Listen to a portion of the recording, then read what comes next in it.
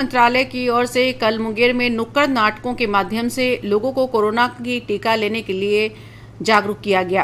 कार्यक्रम पदाधिकारी डॉक्टर वंदना कुमार ने कहा कि नुक्कड़ नाटकों के दौरान टीकाकरण के महत्व पर प्रकाश डाला गया। बड़ा है, भयंकर एक दूसरे से है लगता।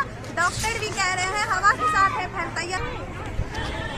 हाँ भाई अपनाओ कुछ करो नियम विचार, कहीं भी लोग इकट्ठे ना हो, दो चार अपनाओ कुछ करो नियम। आज बीआरएम कॉलेज एनएसएस यूनिट की तरफ से विशेष कैंप में कोविड पर सभी को जागरूक किया गया।